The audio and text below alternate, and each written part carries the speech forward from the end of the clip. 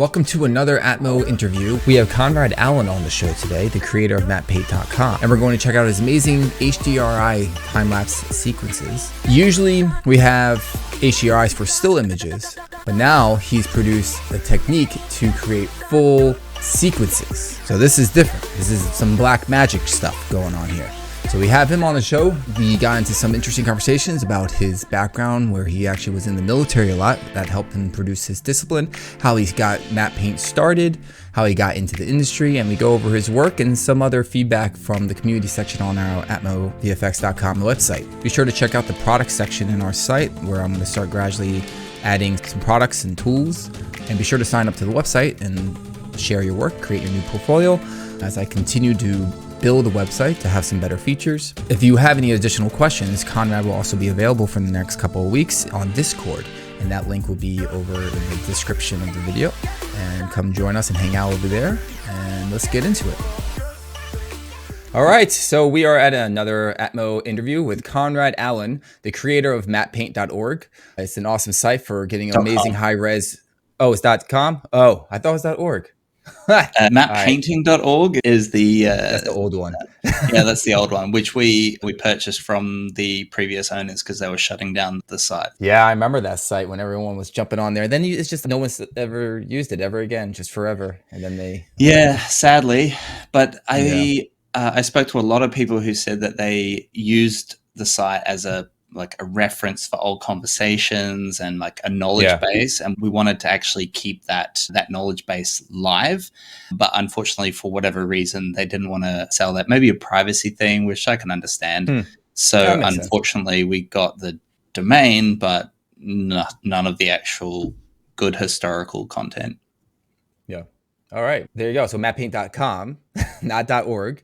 And you can get some awesome reference images over there. What's different about your site is that they're all super high res and they're made for matte painting in mind.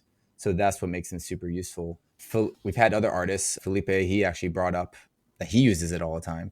And the big star of the show that's been recent on are your crazy time-lapse HDRI footage.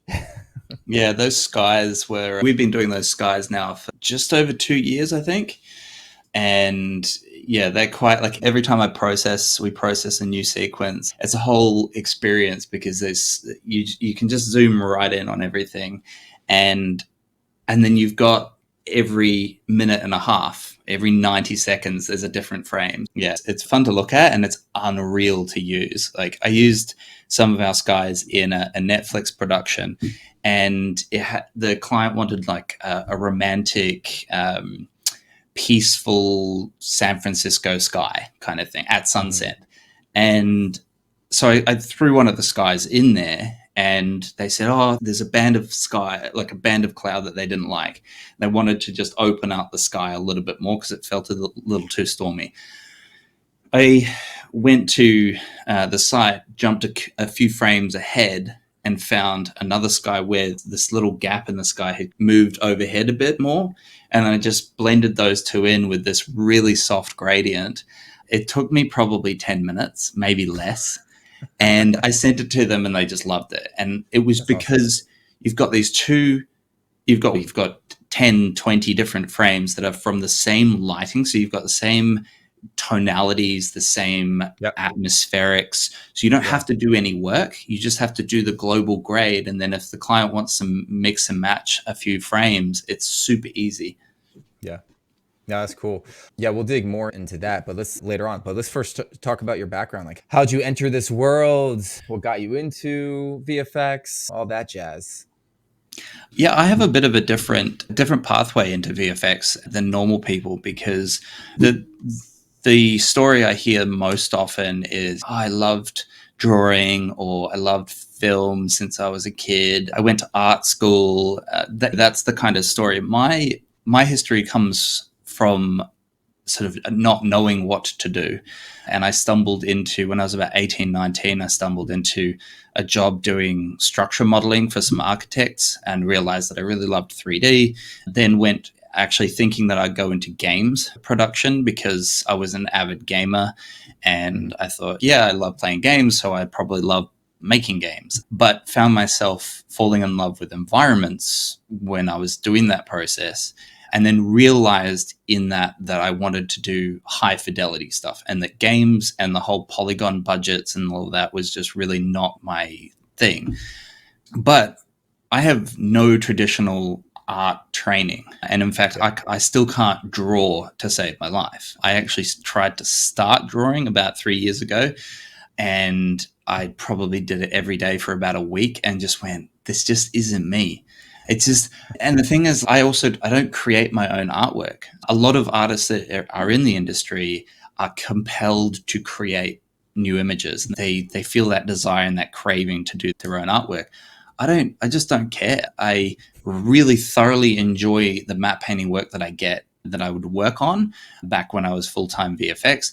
And now I take on a few freelance jobs. But outside of that, I'm busy with other things, but I don't get that craving.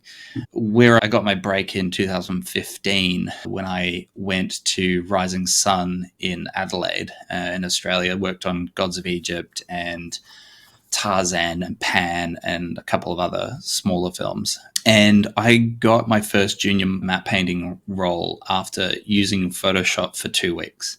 So the reason I mention that is not because I was a whiz at it after 2 weeks. It was quite the opposite. It was my other skills, my technical skills, my nuke capabilities that got me that job. And I very quickly became proficient at Photoshop, but where I lacked in the traditional artistic realm, I was making up for that in terms of technical speed and technical ability. So from there, I went over to Canada, and the rest is history. Once you're in Vancouver or Montreal or any of the VFX hubs, and you've got, say, 6 or 12 months under your belt, you're pretty much part of the furniture by then. Yeah. Where'd you pick up the nuke? Like, how'd you get proficient? Because you had to know that. I'm assuming like the nuke helped you learn how to match blacks and everything. So where were you getting the training in that?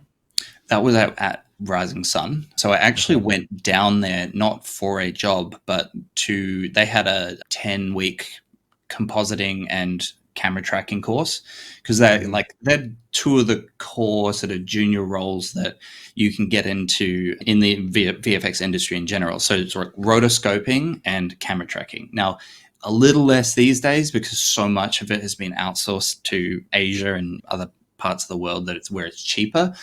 But because camera tracking and rotoscoping is such a empirical, like mathematical job, it's very easy to say, has your camera track passed the bar? Because we have methods to measure the accuracy. So this 10-week course was 50% camera tracking, 50% mostly rotoscoping with a bit of compositing in there. And so that was where we were sinking hours, and it was full time. So it was full time, 5 days a week. And you really learn so much faster when you are in a production environment where you're actually using the tools that you're trying to learn. Not only because you're actually doing it for 40 hours a week, which you can't really do that at home, but also because you've got somebody there who, like a teacher, a mentor, or whatever, another artist next to you who, and I say this all the time to our academy students, the benefit of being in the room is that you can just nudge the guy next to you and say, hey, how did you do that match blacks thing? And they lean over, they show you in 30 seconds, and that might save you an hour and a half of like frustration. Mm-hmm. Yeah, that's a perfect segue into working from home, because that's one concern I have for juniors getting into the industry, and studios saying you're just going to work from home, because how are they going to be mentored? How are they going to learn? I totally am all for it for more experienced artists, because they don't need any of that stuff. They can also just handle talking and chatting with someone real quick and get a phone call video. But it's just different when it's person to person, in person, totally. Like what you're saying, right? Yeah. And also you get that camaraderie.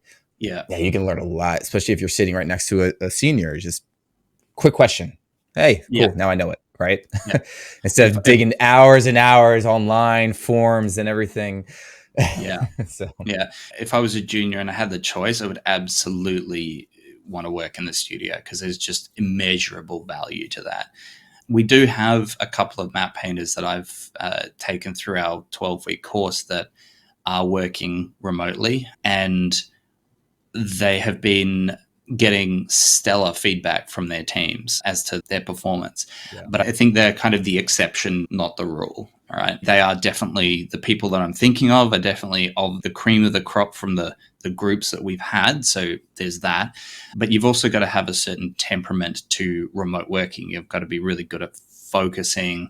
Yeah, the whole disconnect over the internet, like it's a little bit, it's not as tangible, right? Yeah, it's definitely more isolated. Like there's something to it with what you're saying, because you can have the video chat and you can have kind of each other, you have you have a friendship, but it's not the same human friendship when it's together, because you're excluding the senses, the smells, the feel, everything. Yeah, exactly. There's something missing there. Yeah, there is. I like the idea of maybe part-time in, part-time out, or just having it open to like, how are you as a person? What do you prefer? Yeah. But forcing, I don't know. Yeah. Definitely for younger people or juniors. Junior, maybe like junior, a 6-year-old. Yeah. So, yeah, they could definitely go in. It's best. The only issue with that is then they expect that a senior will be in there too. So it's hard to find that balance. I reckon we'll figure it out. It's a constantly evolving landscape as well, right? We swung one way at the extreme, and I think there's going to be some kind of balance, and tax credits are going to have some impact on that as well, because governments will no longer say, they'll start to change the rules around remote working because they want people to be in the city to recycle the money that's going into their pockets back into the city. Yeah, they also but even when you work from home and you have a smaller place, then you have less overhead. But the tax breaks is actually a huge part. I know that I just remember when I was working in Toronto and everyone was just saying, oh yeah, the studios, they just make money off of taxes. They don't even make money off of just making the shows. So, there's some like partnerships between studios and amongst other studios, and they just make they help each other out somehow. It's some like agreement, and I just never fully wrapped my head around it. I wish I could find someone that knows like the full ins of that and just to talk about it, because it's all about the accountants know how to do all that stuff. Yeah. The little trickery and everything. So yeah, you're in Australia now? Yeah. Yep. And you're just you'll do freelance every once in a while. You're just purely focused on matte paint now?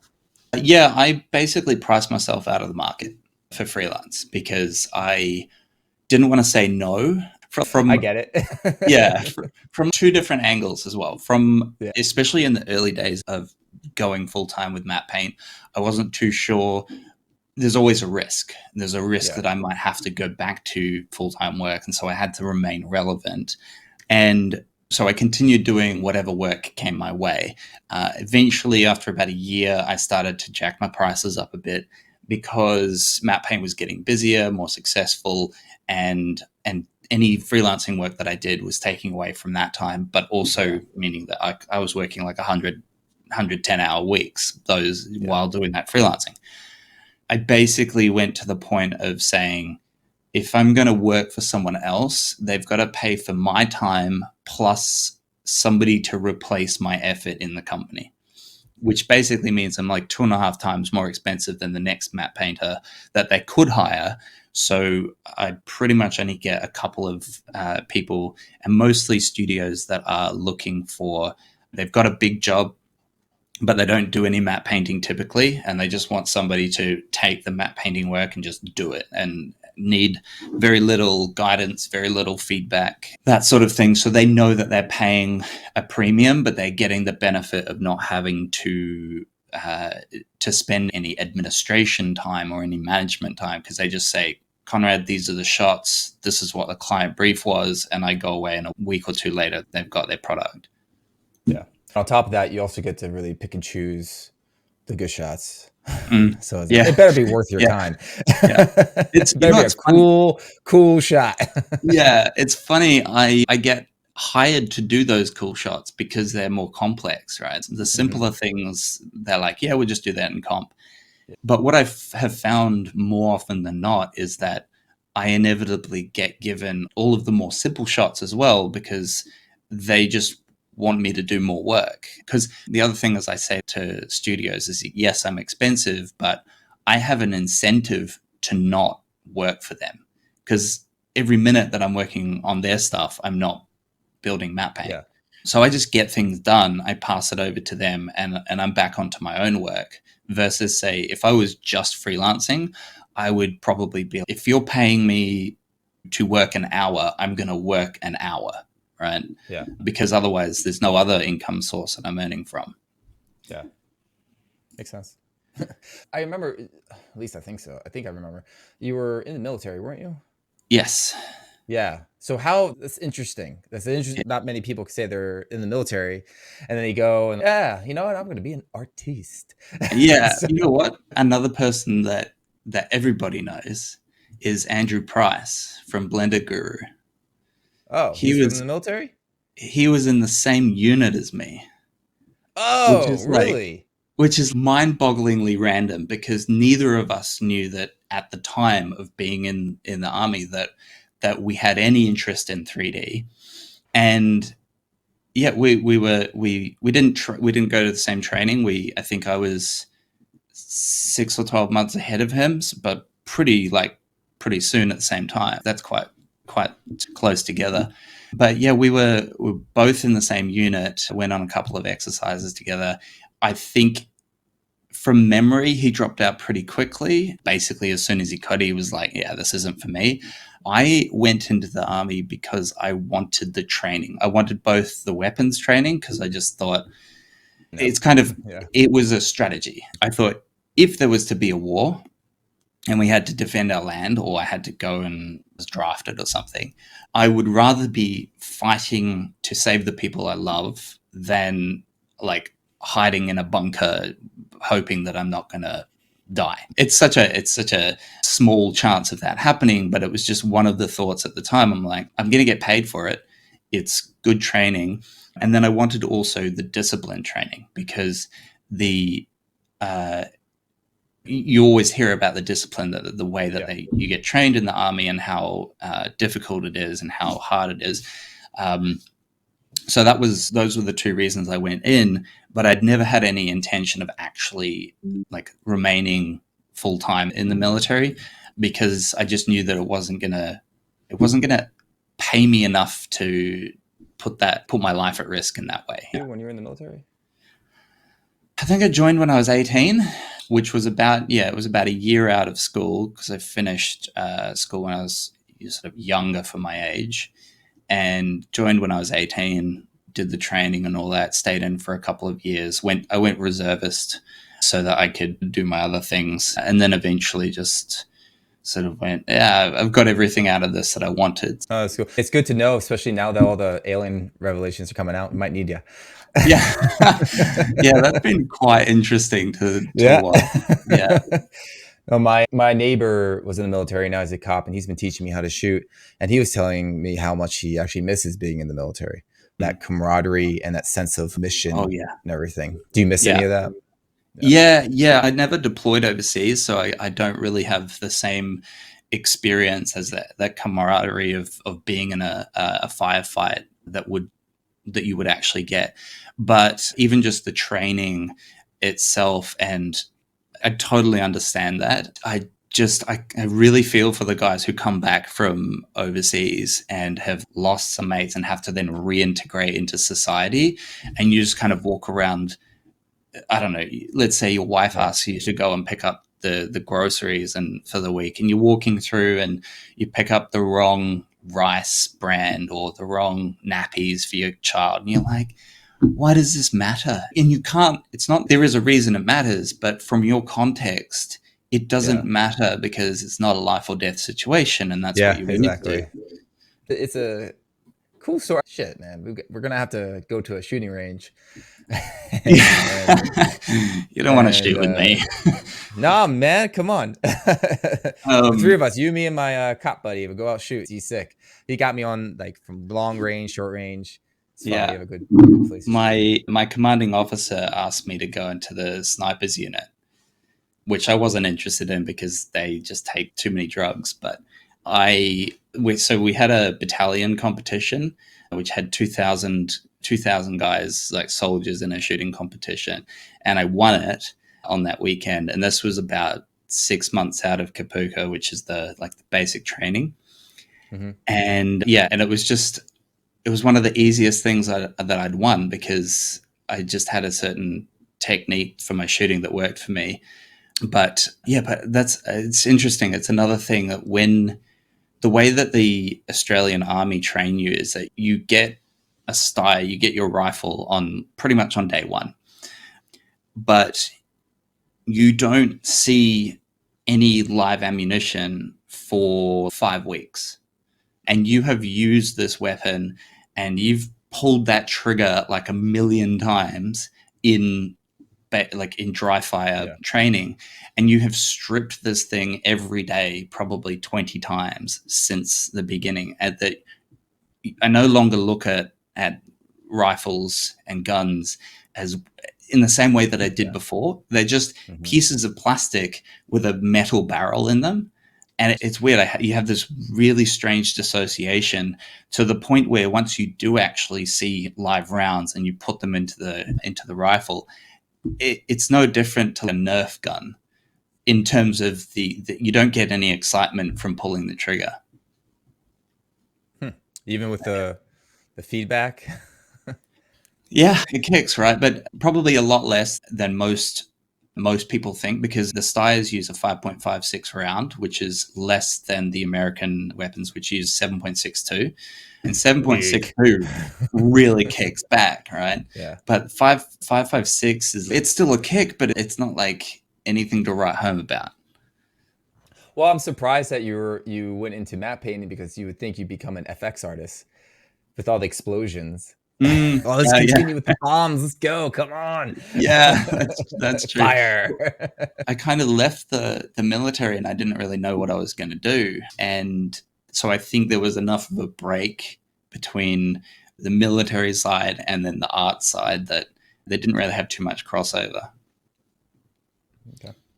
Well, I mean, the crossover I would say is the discipline, right? So I think the reason why you're in the place you are right now, to say, okay, I'm going to become this artist and then become a senior and then start a business while you're working, which takes a lot of fucking work. So that's discipline, right? And yeah, it's hard to build discipline without having some form of training, I think.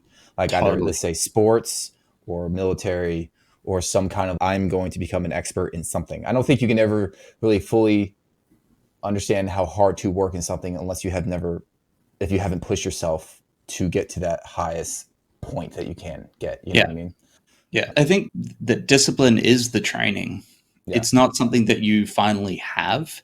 It's something that, like, even if I was to say sell matte paint, or matte paint was to disappear and I was to then work on the next thing, the discipline that I have going on to the next thing that I work on would be far greater than the discipline I had when I started matte paint. And you're just always working on improving that. So I think, oh wow, yeah, I just totally lost my train of thought there. But where's the discipline? Come on. yeah, definitely the military kind of kicks that off. And that was what really attracted me there, was that, I guess, coming out of high school, being set free upon the world, parents becoming more of a background thing, that they're not parenting you anymore. And I was like, I've obviously got to do something. Yeah. Right. Yeah. Yeah. Cool. So what's actually got you the transition from, like, so clearly you started matte paint while you're in the studio. What made you want to make matte paint? Like, how did it start? How did the whole thing just come to mind? Like, how'd you come up with the idea and all that stuff? Because we had talked like at the beginning stages of all this, like many years ago, about all this stuff. Yeah. I remember. The idea came to me at the end of my first stint in VFX, where I was working at Rising Sun.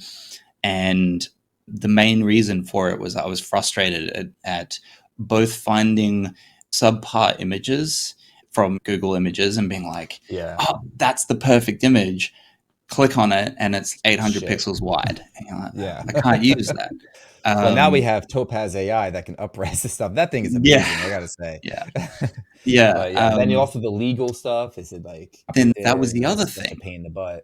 Yeah. So that was the frustrating thing. So I'm like sitting there pillaging people's photography and putting it into film shots that are going to make money. And I'm like, there's something wrong. There's obviously something wrong here, but it just didn't feel right to me that there wasn't something to resolve that issue.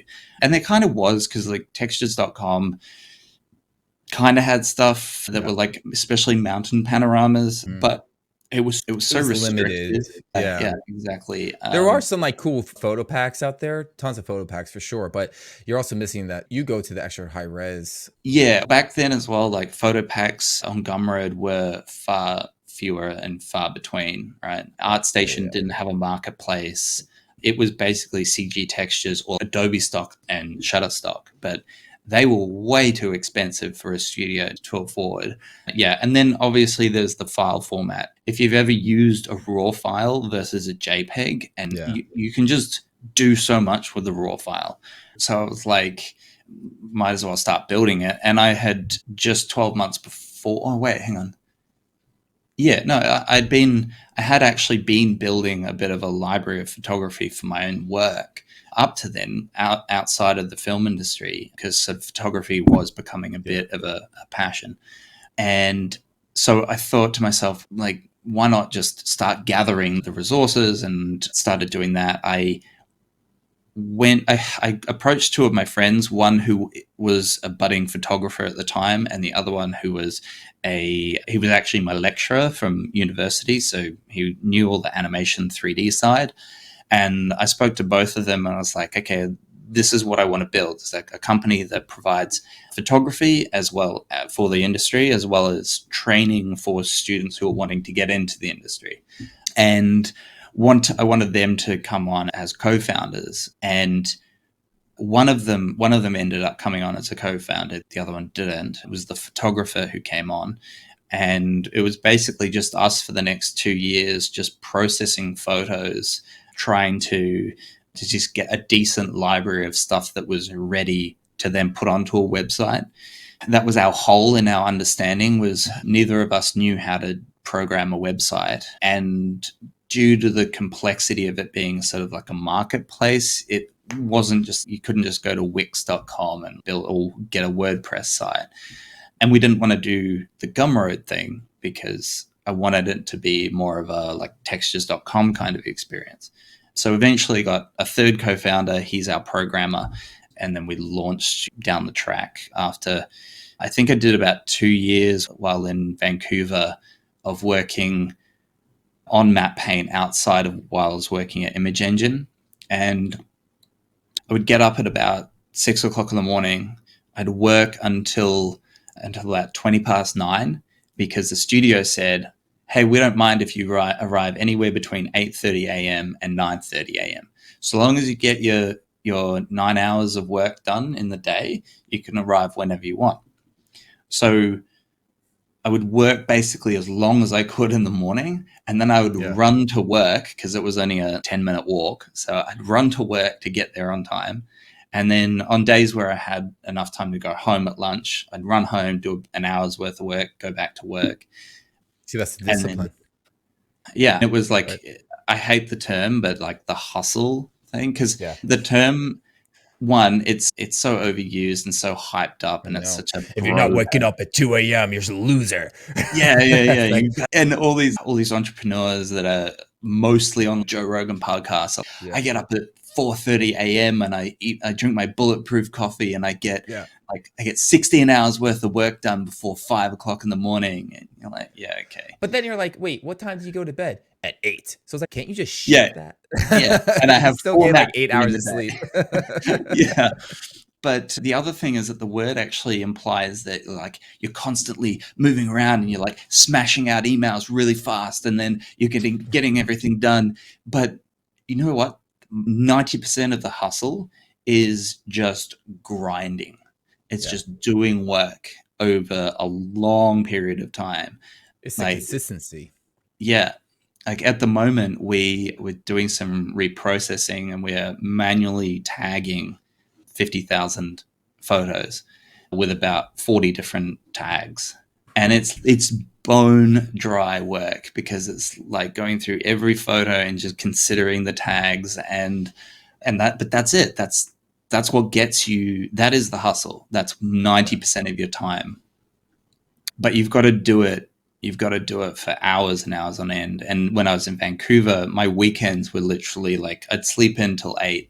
I'd start work at 9 a.m. I'd finish at 9 or 10 p.m. at night. And to be clear, like I would take some breaks. Obviously, we'd go and like explore Vancouver or something like that. But most of my time at home on the weekends was just working. And I was sitting at a coffee table with my legs under the coffee table on my laptop, while my girlfriend at the time, now my wife, she'd watch TV or whatever she wanted, to read a book. And here I am, like literally on the floor. My hip flexors got completely screwed from it because I'm sitting cross-legged for 12 hours a day. And she was good with all this? Great support? Yeah, generally, the fact that it took 2 years and then we launched, and it was another like 2 years before, another year and a half before I went full-time, meant that there was a definite drain on our relationship. And there were a couple of points there where I wouldn't really call it breaking point, but pretty close to that, in that I had to kind of say, all right, I'm taking a bit of a backseat on this. And because there were obviously other important parts of your life, I lost touch with a lot of friends, partly because I was overseas, but partly because I was just too friggin' busy. Yeah. So there's a cost. There was a definite cost. The biggest of which was my health, like physical health, in terms of like muscular health, skeletal health, but also mental health, because you are working, you're just working so much, and there's a huge stress on your shoulders, because even though like day to day things might be going well, think of it, money gonna come in. Yeah, exactly. Right, And like there's all the this investment, opportunity is it gonna cost. work? Is that mental? The sleep start deteriorates. You're just thinking, oh man, when is it gonna take off? Like what's Yeah, so exactly. yeah, And that pressure. there's an opportunity cost there. So if you're spending 60 hours of your week outside of your full-time job working on this project that's supposed to bring you wealth and financial stability, or whatever it's supposed to do, but if it's not paying off, then you have to start to question, okay, what if I was to spend that 60 hours on something else? If I had spent the amount of time that I worked on MATTEPAINT in the studio just doing overtime, I'd probably be retired now. Because obviously the studios wouldn't allow me to work 120 hours a week for 2 years, but because of, if that were possible, I would have been able to like buy 3 or 4 houses and just live off the residual income. Congrats on the hard work. It seems to be doing well. Keeps growing, right? How'd you get the site? So you didn't program the site, right? No, Or you got some help on that one, some developers? Yeah, one particular developer. So he is a senior developer who used to work in games, and mobile games in particular. He's just a whiz. I just got really lucky in that regard, and we brought him on as a co-founder, gave him like a third of the company, and yeah. But I think like anyone who starts a business, it needs to get lucky in one aspect or another, right? It may not be in. They may have the developer knowledge base, and they may need somebody who's more of a like strategy, the expert in the field, the face of the company, something like that. Or you might find that you've got both of those, but you need to pay a whole bunch of money for the assets that you need, or the tooling or the infrastructure. You need to have a little bit of luck somewhere, and you're going to have the opposite of that somewhere else. And well, that's cool. I guess this is more of a question for my interests. It's like, where it sounds to me that everyone's like working their own time and everything, but did you have any like extra funding to help for marketing and stuff like that? Yeah. So my parents are sort of our main funding entity, and they have they've got about 10% of the company as well, Okay. in return for that. So yeah, had it not been for their help, we would have had to have gotten VC money to invest, or maybe made other sort of sacrifices on the company side. But yeah, luckily I had them, and it's pretty common to get friends and family. Oh, absolutely. It's, I think, one of the top ones for sure. Yeah, exactly. Yeah. Until you've actually succeeded at doing a company, like creating a company and either selling it or turning a profit, you're not really going to get noticed by a VC firm unless you have something really stellar, like a moonshot idea like Instagram. And but once you actually have sold a company or turned a company into a profit from nothing to profit, that's when you can basically say to any VC, you can be like, yeah, I just built this, I want to build that. And they're like spitting cash at you. Yeah. Yeah. So, Okay. That's cool. I had to ask some questions or on social media if anyone had any questions for you.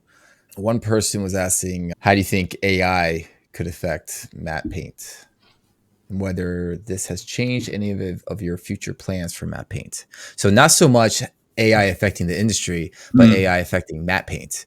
So I guess in his points, like AI could be making images that people could use and as reference images and stuff like that. yeah, I expect it to erode our bottom line a little bit, or erode from the base assets that we have. Things like, actually, I was talking to one of my students, and he said one of his tasks was to create a clean patch of a room on the floor, and he was able to use Adobe Firefly to just say, this area should look like clean concrete, and it was like done in seconds, which would have otherwise have taken him to maybe textures.com for a flat texture, maybe MATTEPAINT to try and find some concrete rooms. And then you've got to do all the lighting integration. That's the kind of thing that happens. But I'm not too concerned about, well, I'm not at all concerned about that, because I think the industry needs to move forward. And much 15 years ago, there wasn't a way to get photography very easily. So matte painters had to either manually paint things more or get subpar assets and paint them up or something. I think what will happen is that matte painters will, and environment artists, whatever, will spend more time on other things. Right? I don't think that just because we can get that sort of 2-3 hour job done in 10 minutes means that we're going to work less or have fewer workers. Right? The budgets will stay the same, and we'll just work on more intricate environments. Yeah. And so that's where I think the higher resolution assets that we have, which can't quite be replicated by AI at this time. We've seen AI sky domes being created, right? Or spherical images of environments that are created by AI. But when you actually scrutinize them, you're like, there's some weird things going on. It's not even close. And then you look at the resolution, and it's like 1,000 pixels, or it's 2,000 pixels. And these things, that's just right now. You have 5 years or 10 years from now. That's the question of like, what's the quality going to be like? But I still think that so like today I saw Dungeons and Dragons actually made a statement because one of their artists used AI to make one of their images for, I guess, their book or something, and they don't want him to do that. So they made an announcement like, oh, we just found out this and that. And he's been working with us for many years. So they're not getting rid of him. They just told him, we're not doing this anymore. We're changing our rules on how our work is going. So it could be just like this giant boycott amongst studios saying, oh, we're supporting artists, or legally something could happen. Who knows with that, but I think for those who own the data, Adobe stock is not a good example. They don't own the data, even though they might argue that people have agreed to the terms and conditions. Yeah, an artist said that she found her work in there or something, like her signature. Yeah, really. Yeah, I saw something. I vaguely remember this. It was a proof that they're still scraping stuff without their permission. Yeah. So where I see AI potentially doing very well is with sites like ours. We've got, I think it's over 10,000 skies now, like 360-degree skies. And we can now train an AI to generate a sky based on an input query. And there's no problem with that because they're our skies. Yeah. And that should be something that people would use. I still stand behind, we're still at least 3 to 5 years away from any AI being able to replicate a weather system in a spherical image that's 50,000 pixels. But the other question then is, at least with that specific arm of our products, if you asked an AI to then regenerate the same sky but 5 minutes later, it wouldn't, or maybe ask the AI to generate 10 frames over 30 seconds. So one frame every 30 seconds. I doubt that we'll be at the stage where it would understand how to do that based on, because it would need to understand weather systems and how clouds evolve. And how that relates back to the VFX industry is that you see, as the technical limitations get raised, you see that films start to try to achieve things that we couldn't achieve previously, because that's the whole point of the craft, right? To push the boundaries. Yeah. So I think we'll see potentially a lot more time-lapse stuff, a lot more just really crazy VFX shots that directors want to try. Not that I think it's a good idea. I think it's horrendous, and I'd rather go back to the 90s of VFX work. I know. It's like now you have cameras that do literally impossible things and everyone knows it's fake. my worst current gripe at the moment is the use of drones, and FPV drones in particular. There was, I think it was Grey Man from Netflix, and there was these shots where this drone was flying through some city in, I don't know, maybe it was Paris or something, and the drone was like swinging between buildings, and then it went up a building and did that invert flip thing, and then down the other side. That sounds so cliche. Yeah, cheesy. but the story is about these two characters. I don't need the camera to make it feel like I'm flying through the scene. Yeah, I think that's one of the biggest things about having so much money in films. They're like, we're spending so much money on VFX and cinematography. We have to show it. We have to show the work. It takes away from the story itself. Totally. And it's probably part of the downfall of so much crappy stuff out there now. God. Yep. It's hard to find. Really, all I'm watching now every time I eat dinner is the History Channel. Like, like there's nothing good to watch anymore. Or like crime documentaries. I'm watching like Skinwalker Ranch. Or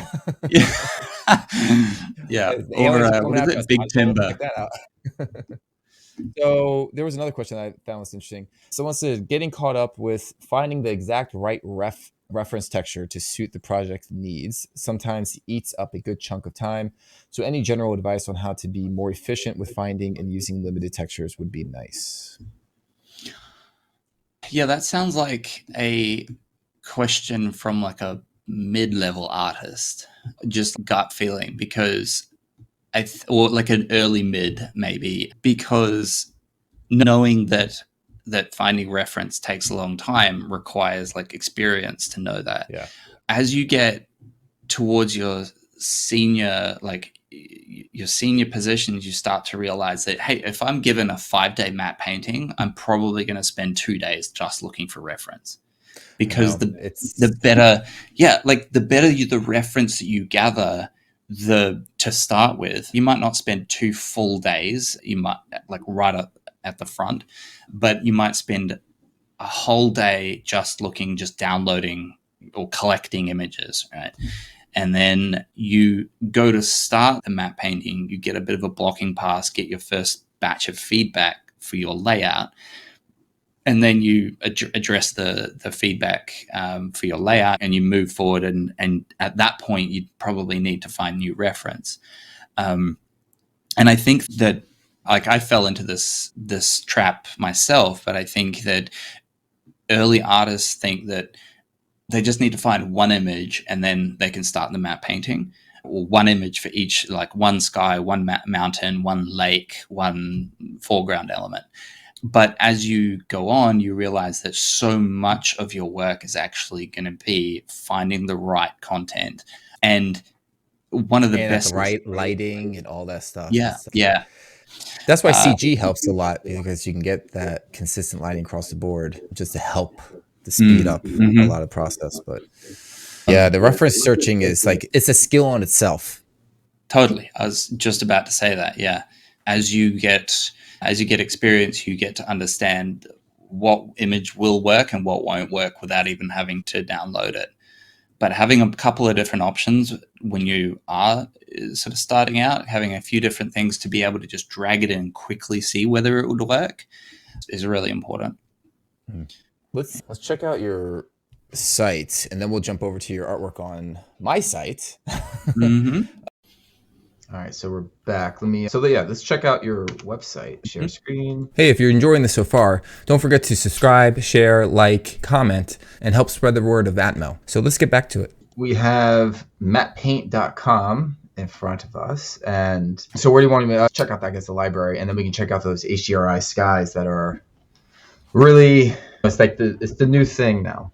Yeah. They're the hero assets, really. They were the thing where we really did actually lift the bar, whereas the photography side was just like, it existed elsewhere, but just not in a format that was usable for matte painters.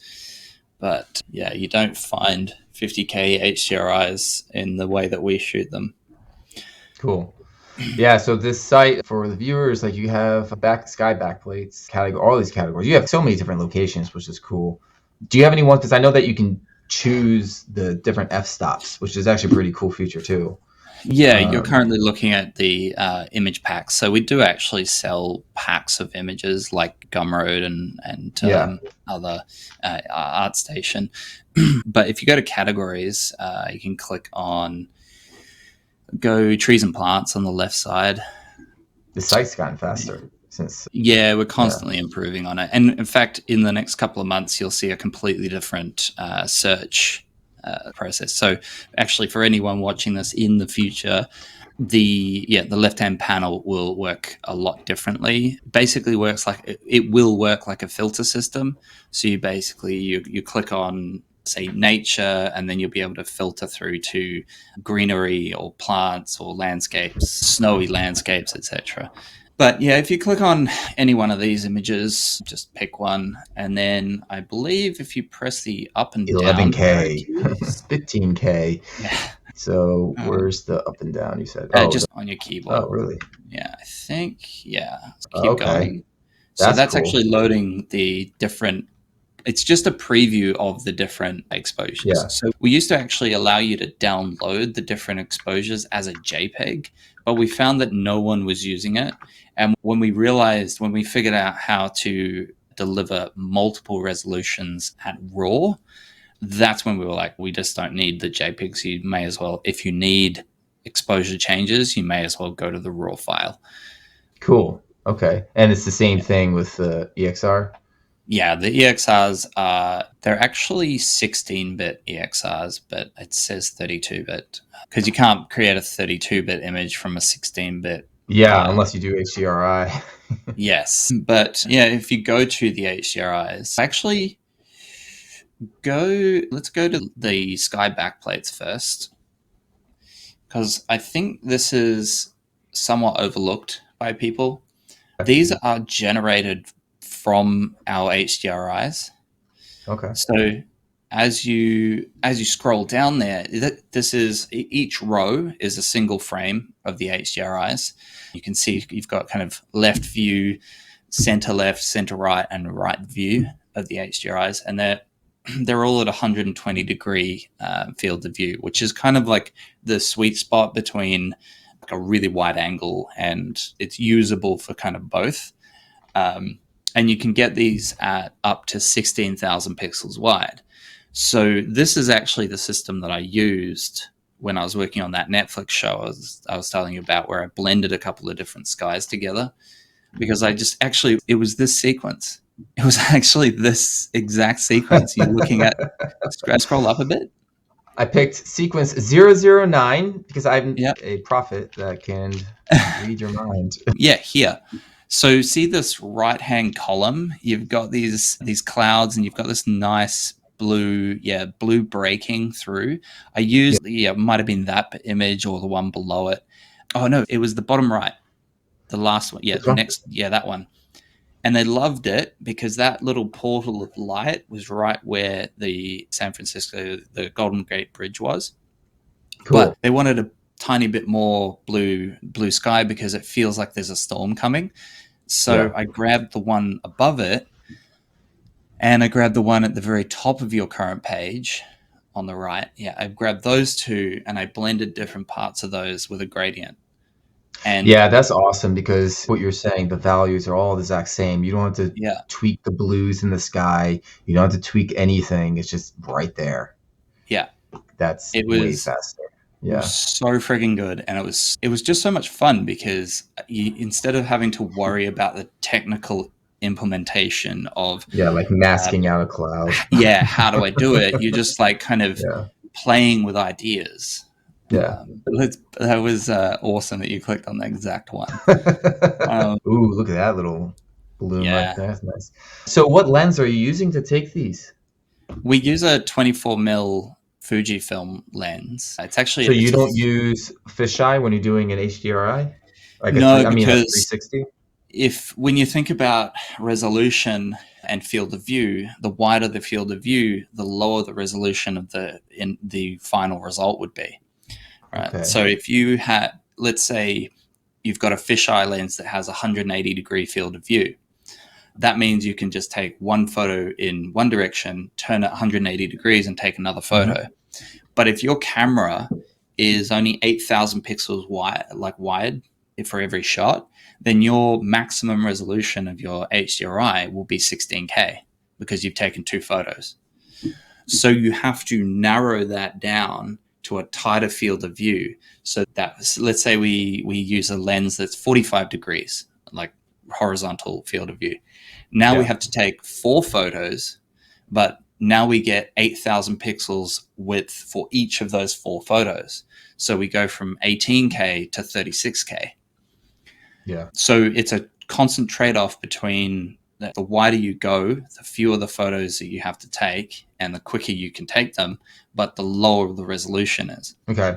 So with the 6-pack, you have 6 cameras and you use a 45 degree. It's 45 and 90 to get the square. I think it's the focal length is 45 and 90 is the aperture, I believe. So if I was to say focus on here in this mountain, and I use the 45-90 camera to take that image, and then I stitch it with another one, and then another one to get this whole thing.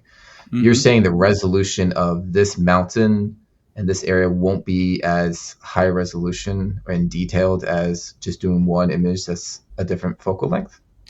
Are you talking about if you were to do that like on an actual location with an actual camera? Because if you do it in Nuke, for instance, or in a 3D package, then it's all dependent on your input resolution, and you can reformat the output to whatever you want. But yeah, you can do 1000 res. But I'm saying like in person. I'm just trying to understand the lens, like how is it getting more resolution depending on the lens? So think of it, if you've got a camera that has a 90-degree field of view, up and down, or let's just go with sideways because vertical is kind of irrelevant.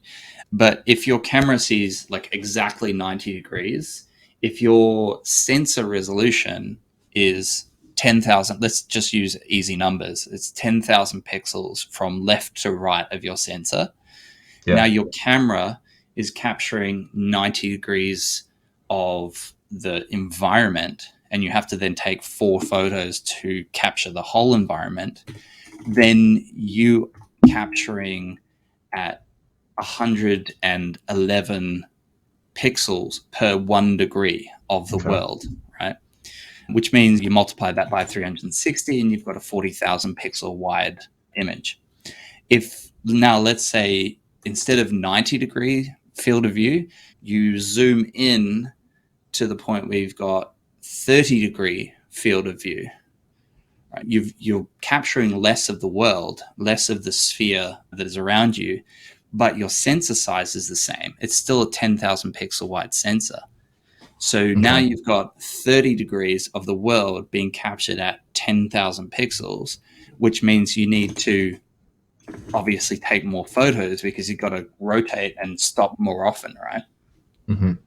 That means that because you've tightened the field of view, if you were to take a full 360, it would take, what is it, six or nine photos to do the full 360. And then I think it's more than that. Anyway, so you would need more photos to do a full 360, but you would end up with a much higher resolution image, which in this case would be 120,000.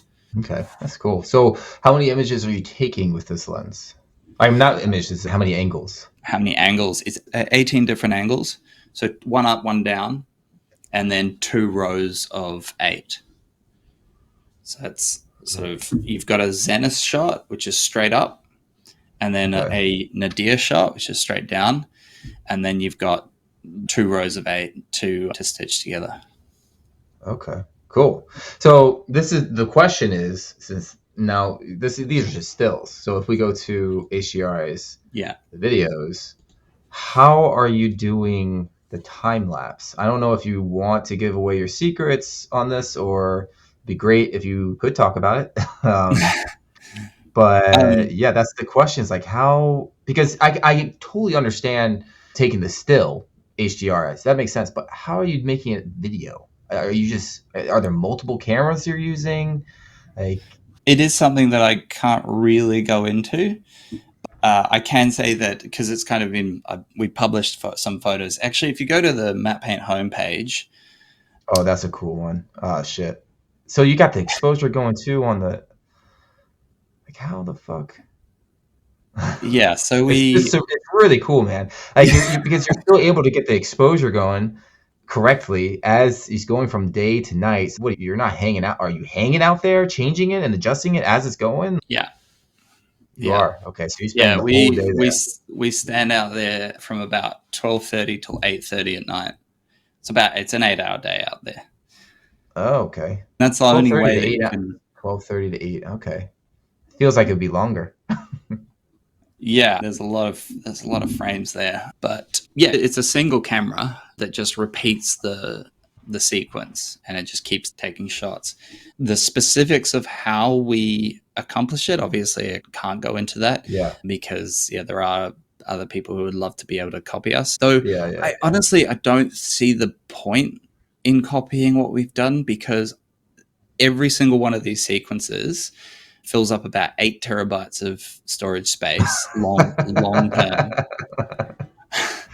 Yeah. When we're processing these sequences, because you have to convert them to different file formats, we use about 18 terabytes during processing, and we use all SSD arrays to process, because otherwise it just takes way too long to read and write that data.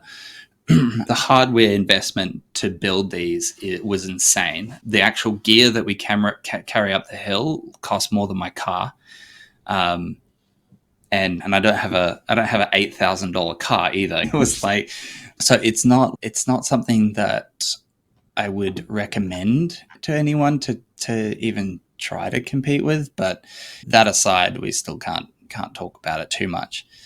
One thing I will say though is that if you were to download the EXR file of some of those night shots, you would actually notice that they're significantly darker than what you see here. Oh, obviously, okay. Part of that is because we tone map the files, because they have to be tone mapped in order to show them as a JPEG. But part of it is also because if you actually take a light meter into a nighttime scene, they are significantly darker than any usable HDRI that you would use for a nighttime scene. So we do an adjustment on the overall exposure, but we bake that into our metadata so that if, let's say, you were wanting to create a day to night time lapse and you wanted to actually simulate the exact values that were present in that particular day, you can take the metadata exposure manipulation and you can add that in to darken the sky back to its realistic values, so you can actually simulate the sunset as it was. It sounds like just a fun project to get outside, get into nature, hang out with your buddy. Does your wife go along, or is she like, no, I'm gonna hang out, drink my coffee, watch a movie Yeah. inside? I do it obviously during the week. This particular spot is very popular with weekend trailblazers and tourists. So we go during the week when it's a little bit less busy. I actually no longer go. You can kind of see as that's me in the right-hand corner there. So I did it for about 2 years, and then I've now trained our new employee as to how to take the shots, and he goes up now. Because once we worked out the pipeline, it became very simple. You set it up, you address any issues, you change the values at certain times of the day, and it's not something that requires a whole lot of effort. It's just time. So you go to the same spot every time, or do you go? Yeah. Okay. Because it's nice and open and everything. Yeah, and because see, that's the thing, is that this particular location is kind of the holy grail of locations for this kind of content, because you've got very little in the way of obstructions to the horizon.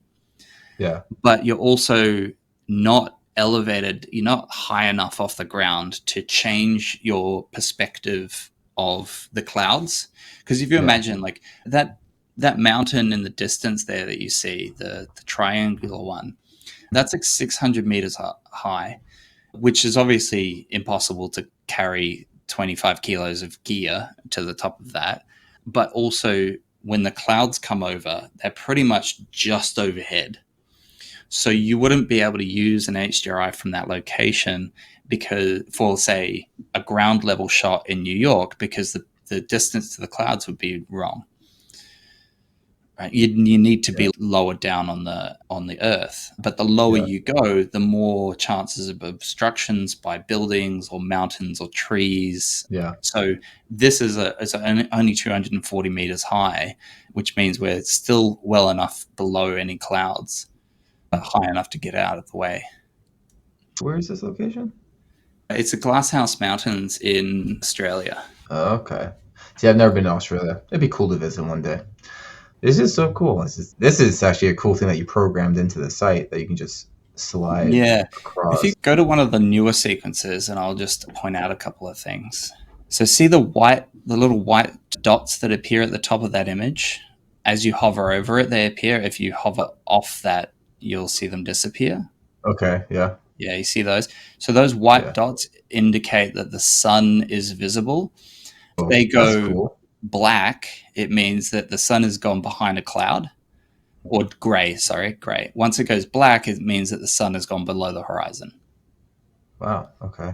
Huh. So did you figure out how to automate that, or did you do that by hand? Yeah, that's all. It's all automated. That's cool. Huh. It's just fun just scrolling this. I could just do this all day. Yeah. It's actually more fun if you click on the HDRI menu header on the left. Yeah, that one. Yeah, and then you can scroll over multiple, or you can set a filter. So that sun elevation slider that you just used is now... that's cool. Yeah, so it gets rid of anything that doesn't have a value at that elevation. And you can see those little vertical gray lines on each of the images. That's actually anchored. It's anchored the previews to the nearest frame to your search.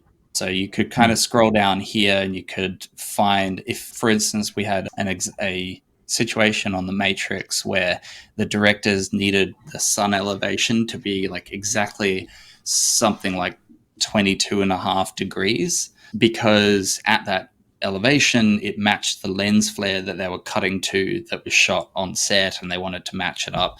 And the studio that was working on it was able to load up the website while on a client call and just swap out the sky, and just for one that was like a couple of degrees lower or higher or something like that.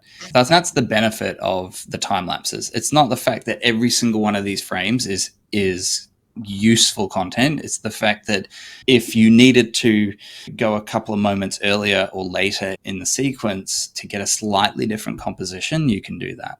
Yeah, and you can always just paint on top of it too if you want a specific type of thing. But having that sun in the right angle and that just feel, just like the good base to start with, right? Yeah. You can get very precise, and there's just so many different options. That's cool. So yeah, this is your site location. Yeah, let's check out your work on my site now. Yeah, let's do it. In case I don't know how familiar you are with my site, this is your profile, but on the homepage, all your work will be on here because it's just ATMO approved seniors. So I clicked the latest, so all your work is shown up since you recently uploaded it. And yeah, it's all dedicated to environment artists. And what I do need to start building up is the traditional matte paintings section. So since now you're an ATMO senior, if you know any glass paintings, you can upload them up onto the site yourself. I don't, but I might be able to source some. Yeah, it would be really cool to have a big library of just traditional matte paintings. They're always so super cool. So anyway, your work, let's check out one of this. Let's actually just go to your profile first. Cool. So there's some cool stuff that you have up here. The values are all looking cool. So this is a button that you can check out the black and white values on the site. And yeah, let's check out this one first. So if you have any larger images, my site doesn't have any limitations. So if you have like the 16K, you can put it up here, and then we can actually zoom in into the details. This was my first ever feature, like full matte painting that I did, which was so your first hero shot. Yeah, my first hero shot. Everything up to everything behind the river, with the pyramids being like a CG rendered asset with matte painting and comp on top. It's still one of my favorite matte paintings because it was that first one. It's your first one. You're like, oh yes, I did it. You can't forget it. Yeah. This was the one that had me working ghost hours until the studio kicked me out at midnight, sort of thing. And you can't. You were probably back then picking tons of reference images and being like, instead of just using one large one, you were just like, let me have 20 of them. Yeah, exactly. Yeah, there's been different mountains in the background there. And incidentally, actually, the sky, which you don't see it from, it's a pan down, but you don't see the rest of the sky from this particular frame. But the sky was one of the ones that I'd shot from my place in Brisbane at the time, which is now on the Matte Paint website. What I really loved about this shot was that it was kind of that traditional, there was a fair bit of manually painted stuff like farmland in the background, which you can't see, of course, as with most matte paintings. There's just behind, in that water body behind the pyramids, there's all these little Egyptian sailboats. There's like just tons of activity back there, which I painted because I had the time, but also because as matte painters, you fuss over details until somebody pulls it away from you and says, no, you're working on something else. You just keep working on those small details. But yeah, aside from that, the film sucked. But you know. What's it called again? Gods of Egypt. Yeah, I thought so. I just recently saw a clip of this on Facebook, and I remember seeing it in commercial or trailers. Oh God, this is probably going to be whatever, your typical type of blockbuster movie, turn off your brain kind of thing. So never checked it out. But then I saw this fight scene on Facebook just like last week. It's like, maybe I could check this out. Yeah, some of the animated, I don't know what characters you call them, but some of the fight scenes were cool. Like the characters had just fun designs, and they like morphed into monsters from humans. Yeah, and I'm like, oh, what is this? I didn't know this was what it's about. This is cool. And you had like shields that just got completely shattered and exploded, and but then the whole story just sucked, which is really it's really quite frustrating because the director is Alex Proyas, and from what I understand, Alex Proyas is Egyptian, and or at least like descendant from Egyptians or something. But no, born in Alexandria, Egypt. And the story I got at the time of working on it was that Alex Proyas wanted to, it was like, do justice to the Egyptian mythology by putting it into a film.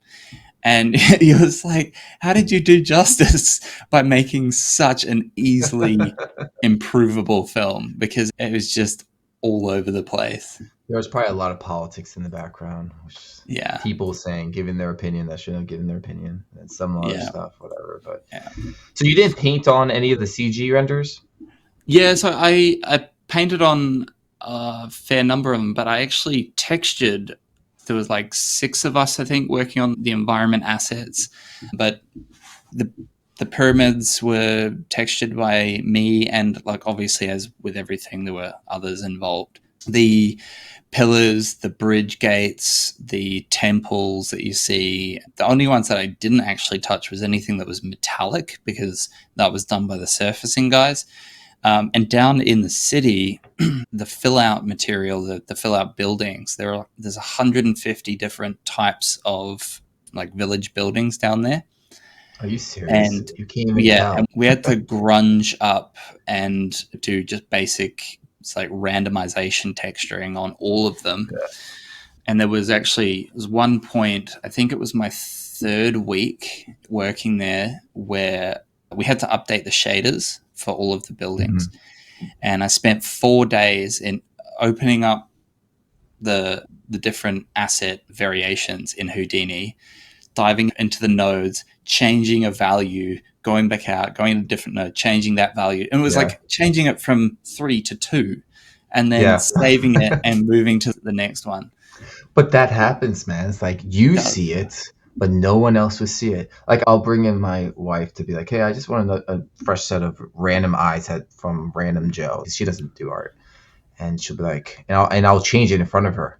And I'll be like, what's the difference between this and that? You see anything? What are you doing?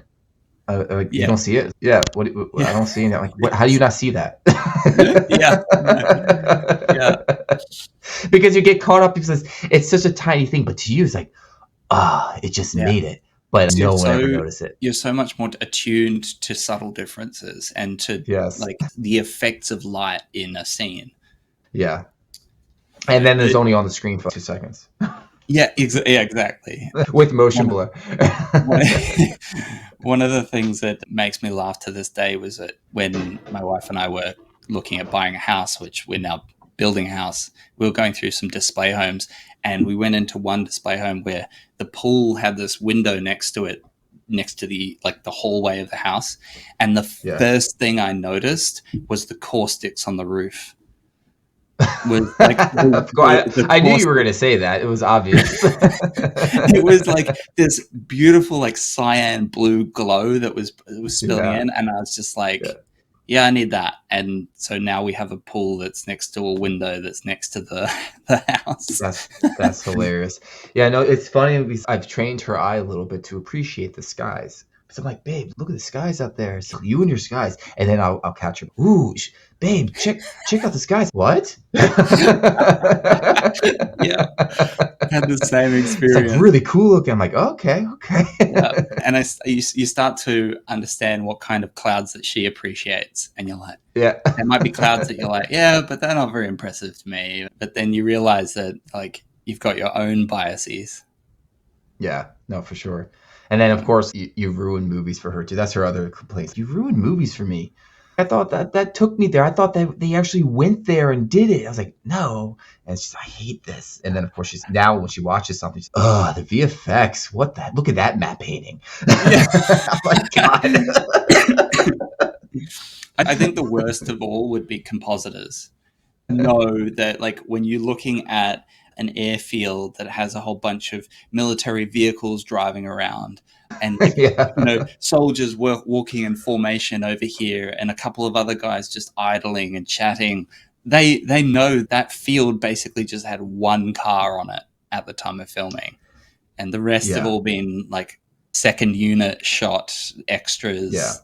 But if you're Christopher Nolan, that's all real. He did that all on set, man. All on set. That's totally what he is. It's so annoying that have you heard about that? How he claims there's no VFX and CGI and anything.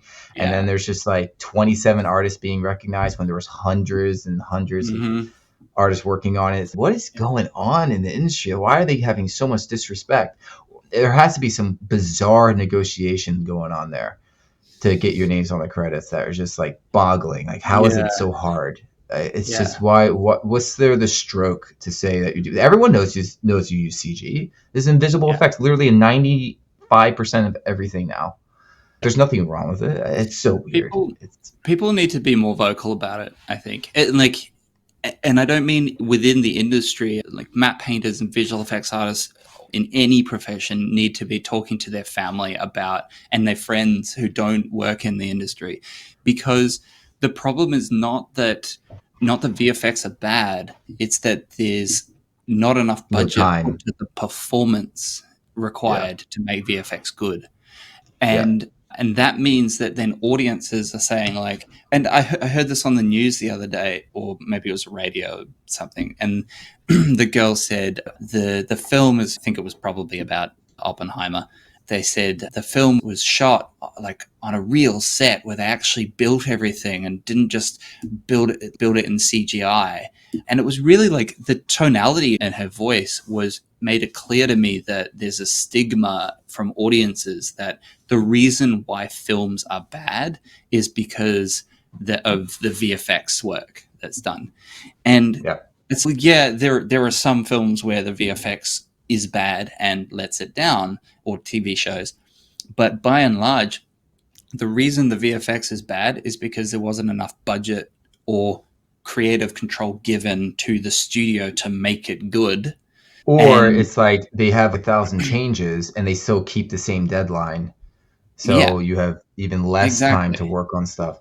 They don't realize that literally everything they watch is a CG. Like, it's just invisible effects. They don't understand, like, that's the whole point.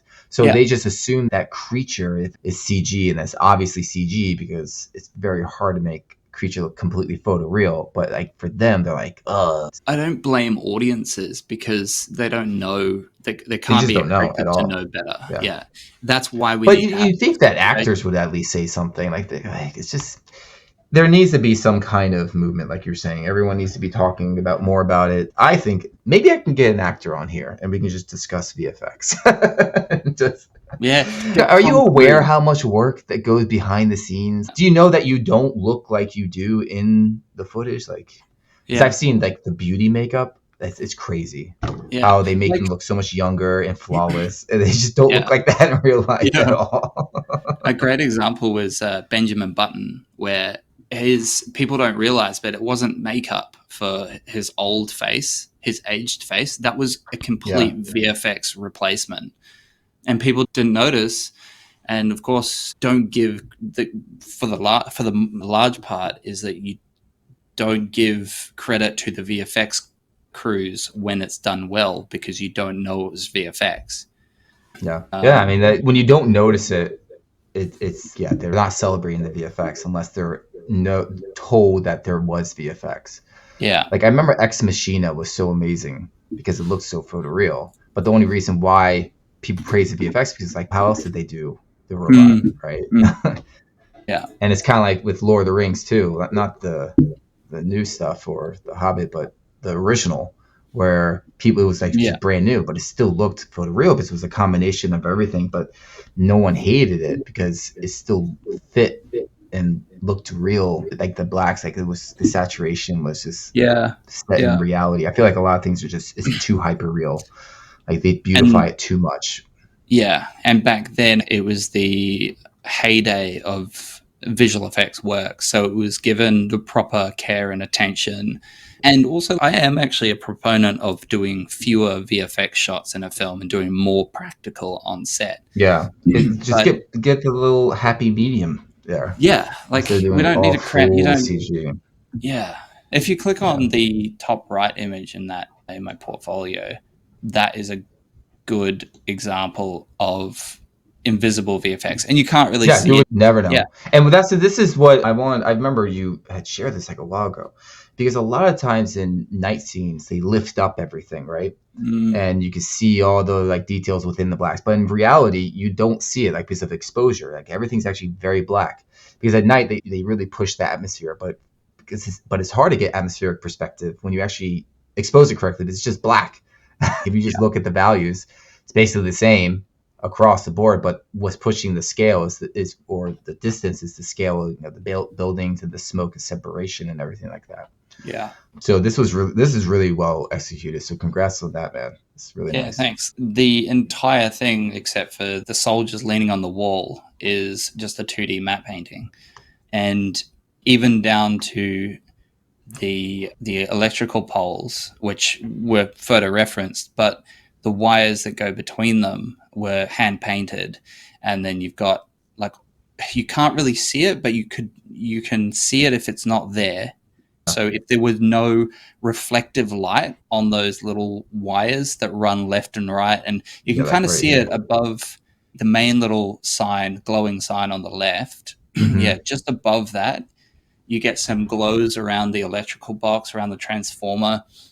See, those are the fun parts. And Totally, of course, like when you're doing it, you're like, oh, I'm a genius. But then when you show the whole painting, they're not noticing that.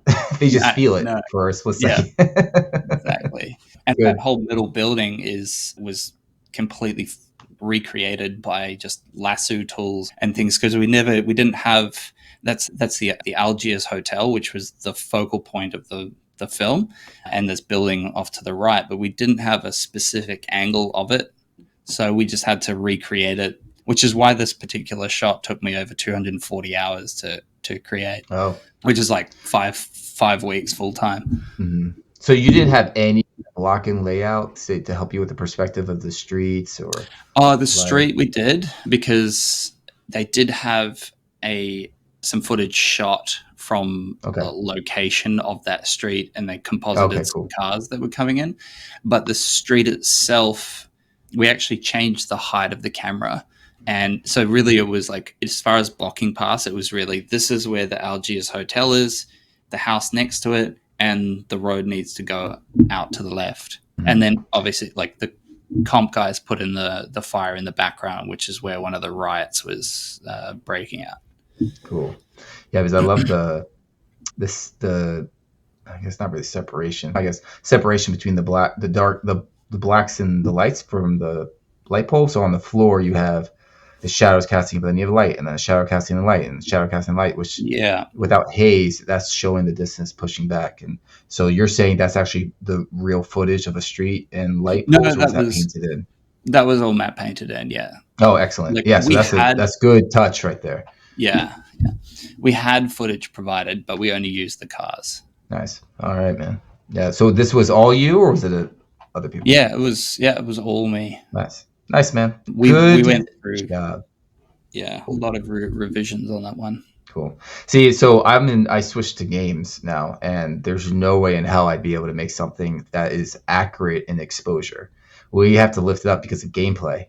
Totally. They have to be able to see, especially since the multiplayer online, it's Apex Legends, right? So if it's too dark, like people hiding in shadows, you get shot. You can't do it. It's not possible. So all my night shots are way lifted. Then I'm like, can we just do a look more photoreal? I'm like, let's lift it up. No, we can't. Gameplay. It's always gameplay first. This is probably a discussion we should continue elsewhere. But have you ever considered doing a day to night, like time progression level, like with HDRIs? Because racing games do it. Where I don't know. I honestly can't discuss that. The NDAA, and they get enough leaks. It's just I can't talk details. Of that game. That's understandable. We had talks with some people working at on Halo. They were really interested in doing a time-based level. I think one of the issues is like you bake a lot of the lighting, so then are you swapping texture maps out as you go? Mm-hmm. But racing games seem to be able to do it, but I guess because the environment levels are not very complicated in those. Yeah, I use a different method when I paint compared to other studios. I'm probably the only studio actually uses Nuke, so I brought a lot of film techniques over. And I was able to bring over HDRIs into our levels, which is a new feature that we have now, just because my understanding of color space and matte painting techniques from film. So who knows? Maybe at some point we could do something like that. I don't know. It's not my decision to make whatsoever. When you raise the question. Yeah, it would be cool to have it shift like that, but I don't know that if that would work for gameplay. That would, they'll be like that would cause a transition. I guess like it would be too dark at one point, like too confusing. The pros would get all angry probably. I don't know. One of my most memorable gaming experiences was the Call of Duty. I don't know which version it was, maybe Modern Warfare 2, where they did actually do a day to night thing where you drop into this area for an operation. Something goes wrong in that time. Some guys get hit and all the rest. And then you cut to a cutscene where they're sort of bunkering down or something. And then when you cut out of the cutscene, it's later on in the evening and it's actually nighttime and you're into a nighttime level. It's the same environment, but it's a totally different time of day. And it was just so cool. It's a little different with something like Apex Legends, but yeah, you're right. The pros would probably get really butthurt. Yeah, I know it's cool. Like, why couldn't they have? I guess your sky would have been too realistic, but Zelda, they have that whole transition, right? The time lapse skies, but theirs is super stylized. But yeah, I don't know. The thing that I've come to understand that games don't fully understand matte painting techniques at all. No. Like most studios, let's just build it all 3D and stuff like that. Like they're missing on a lot of opportunity in their skyboxes, from what I'm understanding. So who knows? Maybe because if Unreal 5 could actually give good frame rates for type of games, then maybe they could do stuff. Because Unreal produces some cool things, but I need to get someone on the interviews that's in the game world and just talk more about this stuff. I still don't even fully understand it all. Yeah. Because I just focus on my stuff. I'm just like, I'm making this pretty image. And you're probably working remotely too, right? So yeah, I am working remotely, which I enjoy. Yeah. This is unique. People think, oh, matte painting is only environments and stuff, but it's not. What's going on here? I think the large part of the reason why this came onto my plate was because when we were working on animation, they put a 3-month pause on pretty much all work. We had a little bit of Act 1. They had 3 acts for the film, and Act 1 was like almost done, but Act 2 and 3, the writers were completely rewriting the ending of the film. And for those who aren't actually familiar, when you work on animation, you typically work on the film for a much, much longer time than in VFX. Like in VFX, in a 3-month period, you could work on 4 or 5 different shows. That would be generally quite high, I think, but you can work on, it'd be small components of 4 or 5 different shows in that time. Animation, I was the second matte painter to join on the Lego Movie, and I worked on it for almost 2 years. For like a year and a half, I was on Lego Movie 2. And so earlier on was when I started working on some of these sort of side assets. And that was because we had a bit of spare time and they needed, obviously, this work to be done. One of the reasons it came to us is that the characters were never designed to be in camera at that close proximity to the lens. So the shaders just weren't really holding up. And there was a lot of missing elements like reflections and scratches and imperfections and breakup of paint. They just gave it to the matte painters to deal with, and that obviously came to me. The background that you see there, the sort of swirling purple content, in the background, that is... See, I can zoom in really close. Yeah, nice. That's actually some sheets of like a pink tutu, I guess, like a child's ballet skirt. But it's just that material that we draped. That's cool. We commandeered one of the offices. We turned off all the lights and we got some little pink and red lasers. And then I just photographed that. And then sort of warped it using Photoshop warp tools, grid warp and that, to kind of give it a bit of a nebula kind of shape to it. And then obviously superimposing all of your typical matte painting techniques, grab some high-res nebula photos from NASA and that sort of thing. But then the foreground, a large part of it was on Sweet Mayhem's face, because this visor just looked like just awful. So all of these scratches are kind of almost procedural, but in Photoshop, brush strokes that I'd created. And then you can see the white little line at the bridge of her nose that's on the visor. That's a spline that I ran all the way around the edge of her visor. And then you've got the shadows that are cast, and that reflection of the white plastic in the visor. So you give it that depth, that reflection there. And that goes all the way around. And like creating that, if you think about the way that you can't just take the image and flip it, right, and then make it transparent. There's actually a different perspective there. So it was stuff like that we had to add in. And then obviously all of the lighting effects, which were actually a little bit easier because the lighting department gave me like 5 or 6 different just key lights that were on and off. And I was able to then just blend the perfect that's cool composition. That's nice. Would you say this is actually one of your most fun you've had? Because it's just so different. Yeah, it was. But just generally the work on animation was fun because you have so much more time to work on your shots and you have so much more creative freedom. It's not like in VFX, you often have a locked down foreground plate that you have to match to. And you often have some kind of concept or layout of how the mountain needs to look in the background, and then you're just kind of following suit and doing the technical implementation of it. Yeah. But on this, it was like we got to actually decide what did that nebula in the background look like? How did we create it? And so we chose the fabrics, and you get way more creative freedom. And you're also working with like the concept artists rather than the concept artists handing off something. You might actually sit down with them for a morning and chat about how to approach it or good ideas to make it look cool. Yeah, it's really cool. That's why I enjoy about games, that I get to design it and I have so much creative freedom on it. So it becomes your work and it's just fun. All right, let's go to... Oh, is this Game of Thrones? Yeah, it is Game of Thrones.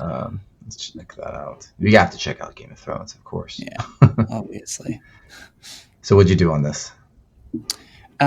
This was like background extension, but most of the background extension was kind of easy because it's a typical sort of semi-aerial shot with the snow and it's quite hazed out. But a lot of the tricky work was that, and the reason it came to us and not just CG, was that the snow, actually getting snow to look real at that close to camera is quite tricky because of the way that the specular nature works. And you can kind of see in some of the areas, especially down the bottom middle, there's a patch of snow that's melted away. Yeah, that building there. So we didn't get time to matte paint on that, and you can kind of see that it looks a little blocky and blobby. So that's where all of these turrets, we started on the rooftops of the turrets, and that's all just been matte painted with different layers of snow and different sort of thicknesses of snow with a lot of windswept areas. Incidentally, actually, this came to our studio at the last minute. It was pulled from another studio that wasn't able to reach what the producer was wanting. And we had about 3.5 weeks to do a handful of environments. I was working on one of these shots, I don't recall which. Oh no, actually it was a different shot. It was from episode 4. This one's from a different one. Anyway, so I was working on episode 4 and I went home on the Thursday night and watched episode 3 while working on episode 4. Wow. And then finished the work on episode 4. I think it was... Talk about deadlines.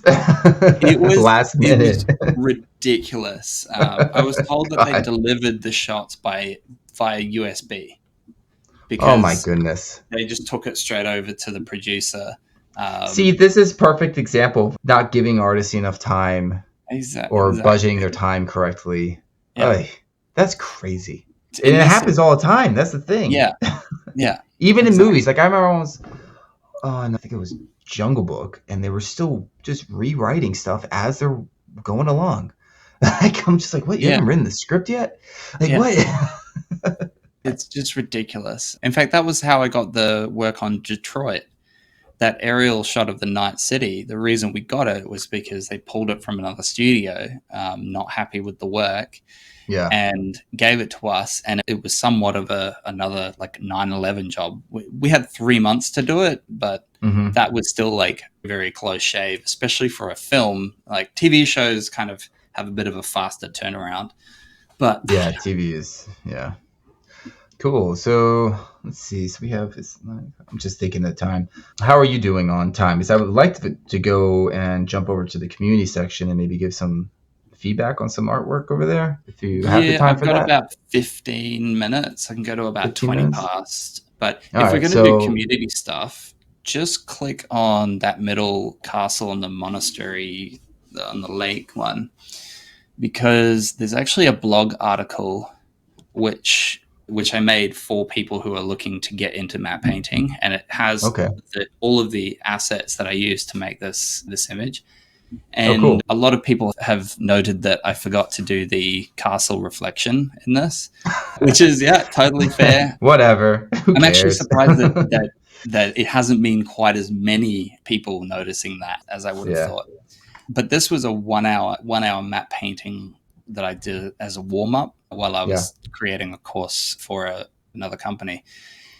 And I just wanted to show it because I think if anyone is interested in matte painting, they need to try this exercise, because it's just 3 photos and it teaches you all of it'll shine a light on the techniques that are required for matte painting. And I think a lot of people, when they think of matte painting, they think I've got to find 5 photos of different mountains, and I've got to find a lake and add a beach and add a castle and a spaceship and a sunset, but I've also got to have a storm in there. And you end up with this god-awful like concoction of photos that don't match, because it's well outside of your creative capacity. And the funny thing is, the more senior you get, the more you lean on finding like just one base image that everything is going to just match to, and you try and use as few images as you can, not as many images as you can. Yeah, absolutely. Yeah, for sure. Yeah, because you just don't fight. It's just less fighting. You're like, oh, I gotta get that little tiny piece and match the blacks, match the colors, everything, saturation. So so if you have a link to that, I'll add that to the bottom of the description. So the thing with my site is that I want people to learn, right? And to learn from the pros. So now that you're ATMO senior approved, you have a nice little blue check mark, so people know that when you comment on it, it's comment from a senior and everything. So the homepage is separated for just pure senior professional work, so they have great reference and they can use things as a guide to help them exponentially improve their eye and learn and check out their values and see like, well, how did the pros think? How did they do it, right? I have a whole video of how to kind of dissect an image on here to try to teach yourself, so you can start to dissect your own image and compare it to pros and see like how, because I think that's the fastest way to learn how to train your eye. And I have some techniques, so I jump into Photoshop to quickly show like how you can check out the blacks and the lights and all that stuff to quickly see what are the pros doing. So on the community section is pure just either senior whips or anyone that is below senior level, and you can click on the button for open to feedback, so people know that it will be like, hey, you are looking for feedback, and people can comment on it. And I also have the Discord too, if people ever have like questions and stuff about their work or the industry, et cetera, et cetera. And it'd be great to have you. You are in the Discord already, never mind. Yeah. So I'll click on open to feedback and we can check some out real quick before you leave. So is there anything that sparks your interest of giving something back? Yeah, let's go with the 3rd and 5th image. 1, 2, 3. So this one. That one and the 5th one. Whoops. I already clicked on it. Too late. We can start with this one. Yeah. So this guy's actually in the Discord. So I know this was his beginning stage, and whoops, wrong button. This is his newest version that he's given. Yeah. Yeah, let's get at it. What do you think? This is like a quick paint over that he's doing. Yeah, this is not really matte painting yet. It's definitely very concept arty.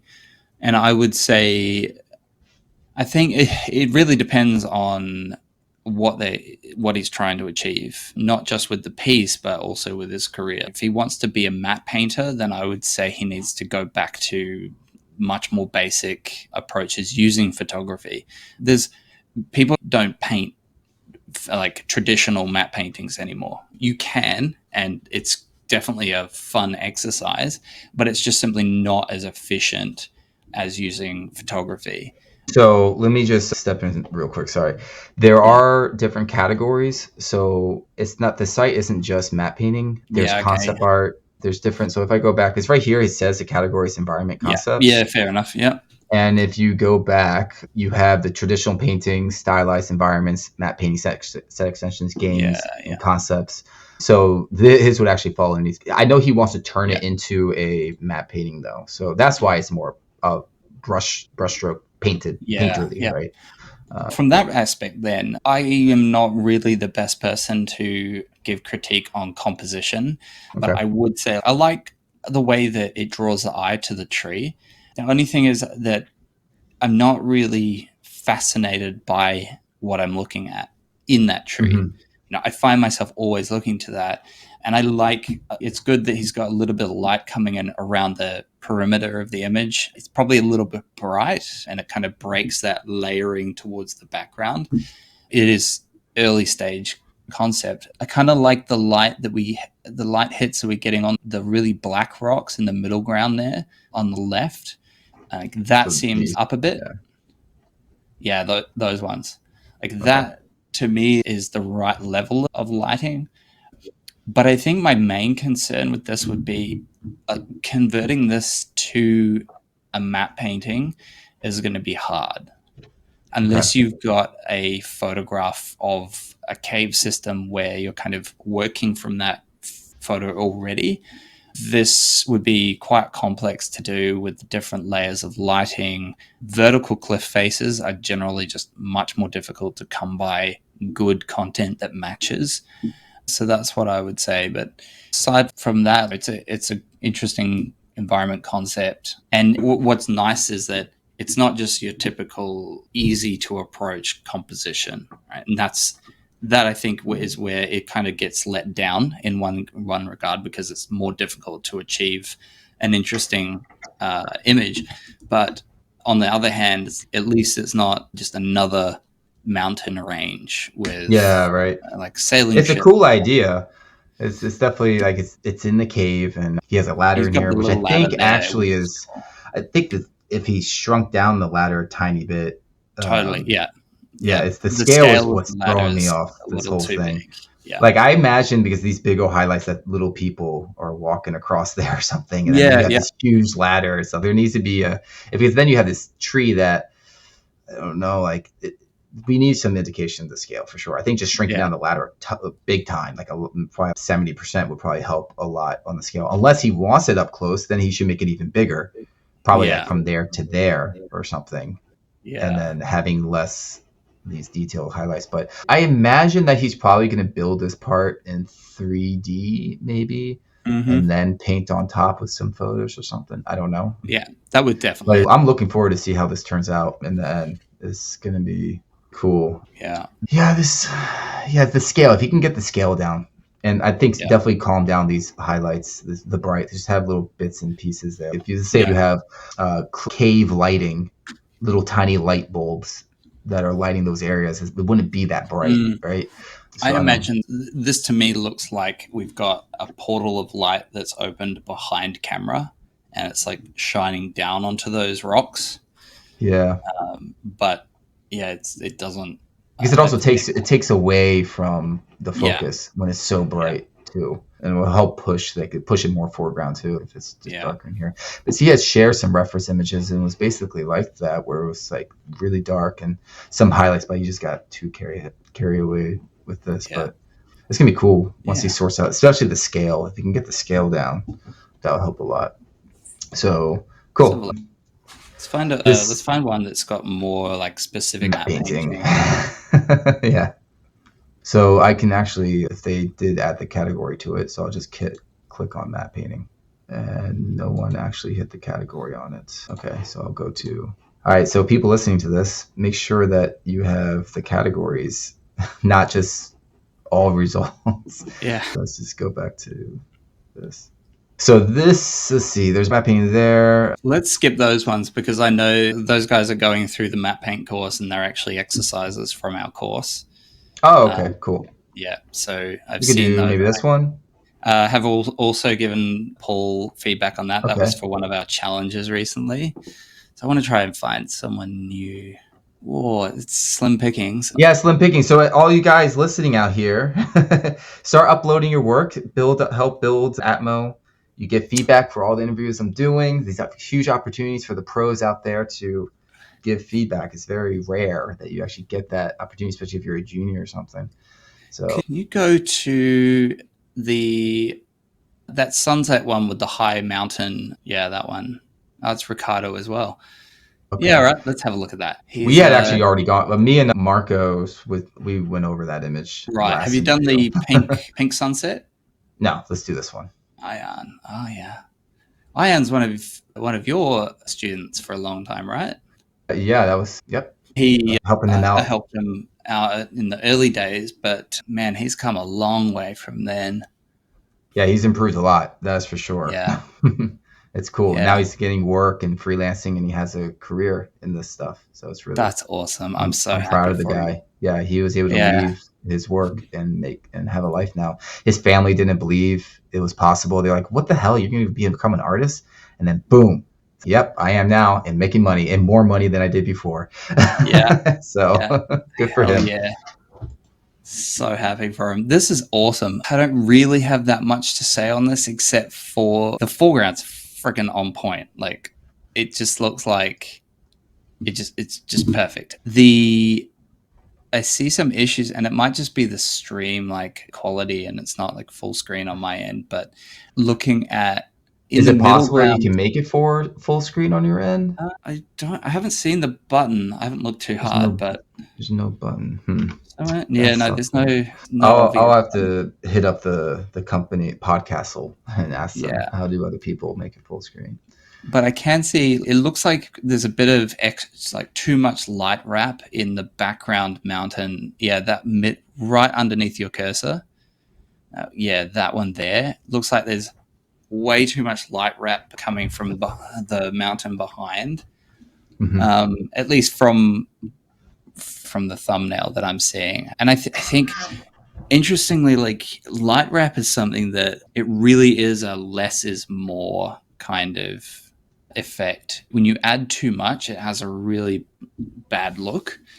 And that it would be that middle layer of mountain going all the way across to the left that I find is the most jarring out of the image because the background stuff is so perfectly silhouetted to the point where it kind of just looks like it's one image, right? It looks heavily graded to be that pink color, but I love it. And yeah, it's just that middle ground layer of mountains that look like maybe it's not light wrap, maybe it's actually just edge work that needs to be a bit tighter.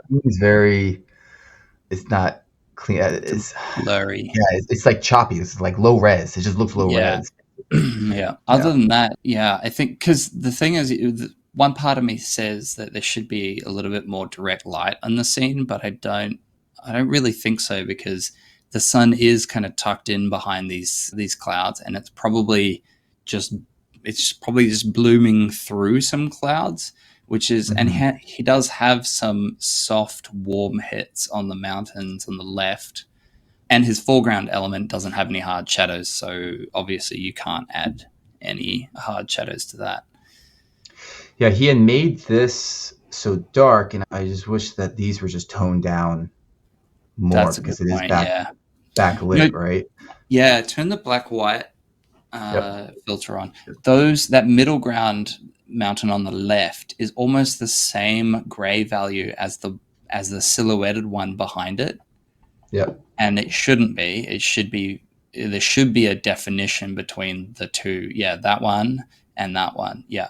Yeah, he does a really great job with these going back into the distance, and then this he gets lost. So if he just manipulates those values more, it would definitely sit a lot better. And my gut would be that those background mountains, the ones that are silhouetted, are like that's just one big nice image.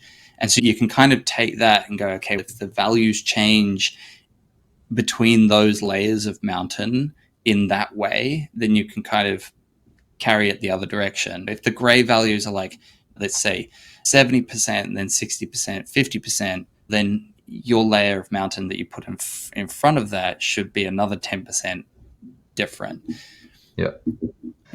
Yeah, and he also could have, with the haze kind of thing, because there is still a Z depth that goes up. Yes, yeah. So he could have had like more heavier haze there and then less at the top to kind of give him a gradient. Like there's your gradients everywhere essentially. But if you had that, it'd also bring out some more realism. But I think it mostly is just the values. If you can just nail down the values more, it will tie it together, and then he can jump into those like kind of details of manipulating more like haze and stuff. Like even this road, I feel like this road could go off into here and then back over there to help show, because this feels disconnected. Like it's just like, where's this road go to? Yeah, right? You kind of want to see a little bit of something over there.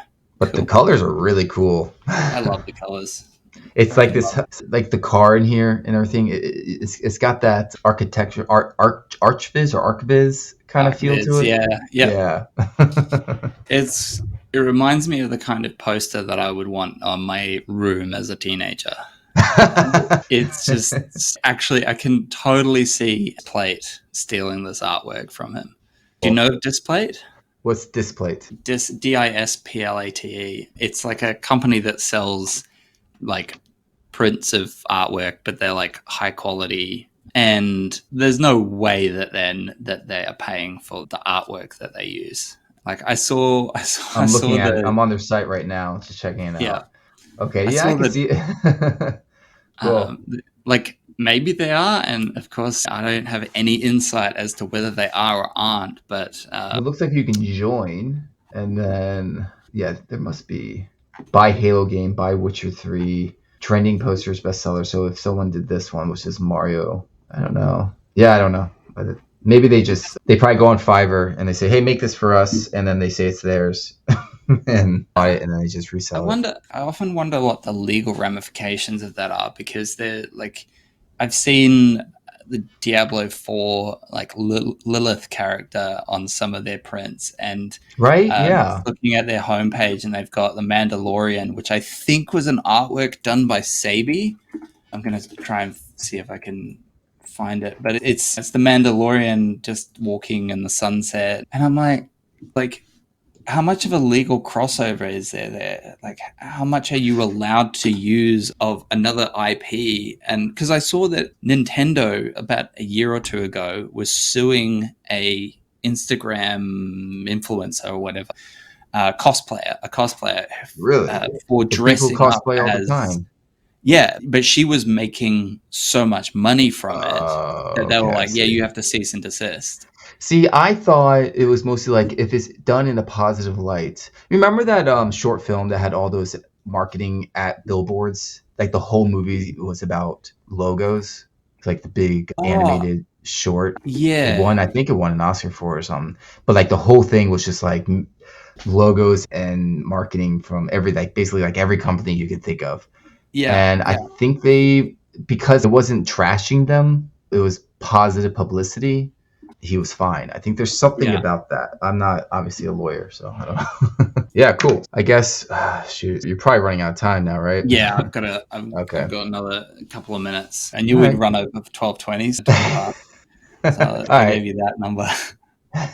Yeah, so that was the open to feedback section. Obviously, there's a bunch of other non-senior work that's on here. But if you guys that have posted this stuff, you just go back into your image and click the button for open to feedback, then it would go into here. I just don't want to I was before when I first started actually just checking out all the images in community, but I didn't want to like someone had posted images that were from a studio, and I don't want to because they're junior or senior or mid or whatever it was in here. Yeah, so don't want to step on any toes. So when it's open to feedback, there will be a cleaner form of feedback. And yeah, and then if it is studio work and high quality work, I'll probably just promote it over to the homepage. But yeah, so this is ATMO and trying to build a community for all things environment artists and to share their work, because ArtStation is annoying and hard to find, especially environment art that is pro level, especially matte painting. You just see concept art everywhere that calls it matte painting. You're like, this isn't a matte painting. It's so annoying. That's an endless argument we can have too. I know. It is hard to define. Yeah. But well, thanks for having me on though. It was good. Yeah, this was fun. This was good.